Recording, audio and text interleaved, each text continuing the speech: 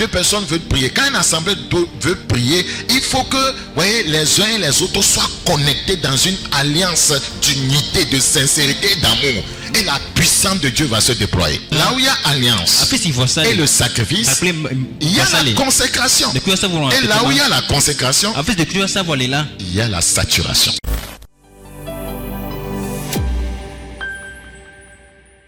Et j'ajoute que si deux d'entre vous se mettent d'accord ici-bas pour demander quoi que ce soit dans la prière, c'est ce que ce groupe avait fait. D'accord, se mettre d'accord. Voyez, ce passage, voyez, nous parle de façon sournoise d'alliance. Voilà. Quand deux personnes veulent prier, quand une assemblée veut prier, il faut que, voyez, les uns et les autres soient connectés dans une alliance d'unité, de sincérité, d'amour. Et la puissance de Dieu va se déployer.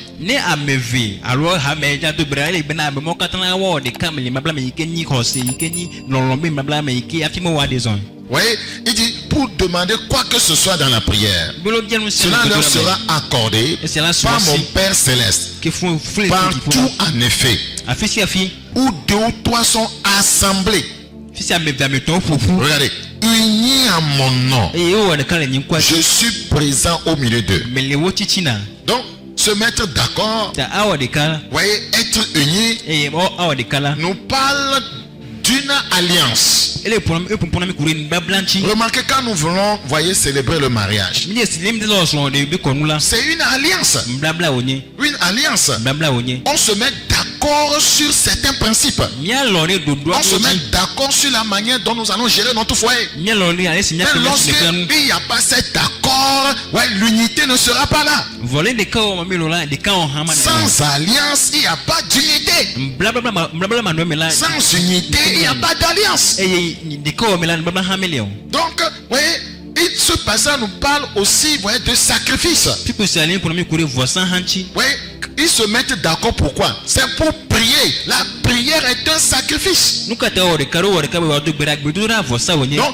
où il y a alliance, il y a sacrifice. Là où il y a alliance de mariage, il y a sacrifice. Madame doit sacrifier quelque chose. Monsieur doit sacrifier quelque chose. Là où il y a alliance, il y a sacrifice. Que quelqu'un ne veut rien sacrifier, ça ne marchera pas. La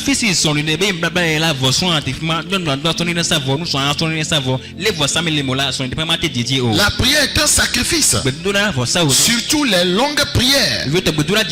C'est la vérité.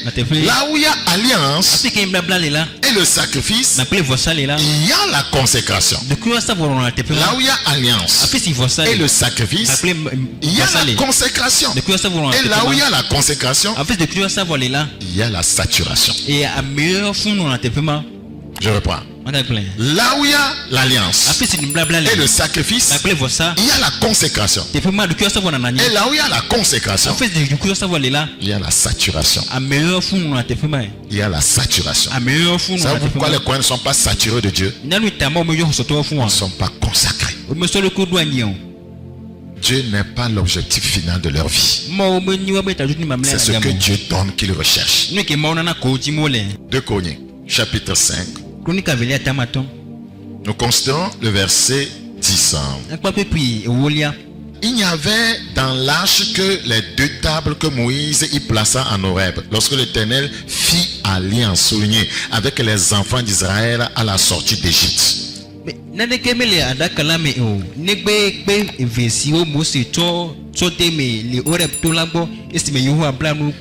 la sortie d'Égypte, il y a l'alliance. À la sortie du péché, quand vous sortez du monde, il y a alliance. Le point de départ vers la saturation, c'est l'alliance. Vous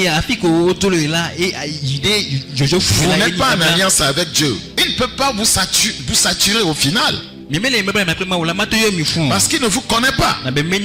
Il ne sature que ceux qu'il reconnaît, voyez, comme, voyez, ces enfants qui ont fait alliance avec lui par le sang.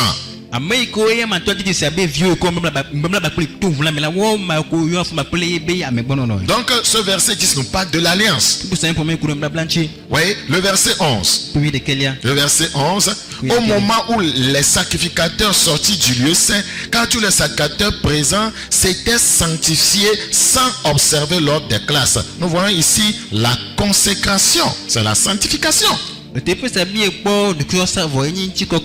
Ce passage que je lis va nous parler, voyez, des étapes qui conduisent à la saturation. Ce seul passage. Nous avons l'alliance.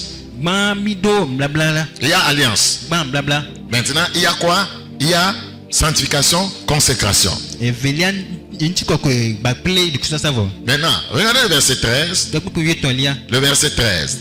Et lorsque ceux qui sonnaient des trompettes et ceux qui chantaient, s'unissant d'un même accord, vous voyez là-bas, s'unissant d'un même accord, l'alliance est renforcée. S'unissant d'un même accord pour célébrer et pour louer l'Éternel, furent retentir les trompettes, les cymbales et les autres instruments, et célébrer l'Éternel par ses paroles, car il est bon, car sa miséricorde durera toujours. En ce moment, la maison de Dieu, voyez, la maison de l'Éternel fut remplie d'une saturation. Nous n'allons pas lire en éveil. Qu'est-ce que nous voyons dans ce passage? Nous voyons, voyez, le sacrifice. Quel sacrifice? Sacrifice de louange.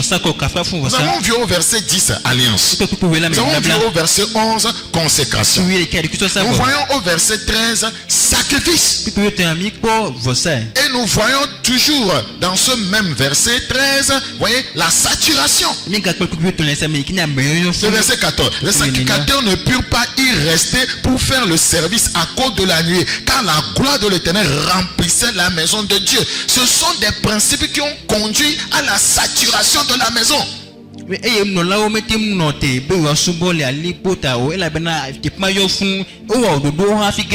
Premièrement, alliance. Deuxièmement, consécration, sanctification. Troisièmement, sacrifice. Et quatrièmement, nous avons la saturation.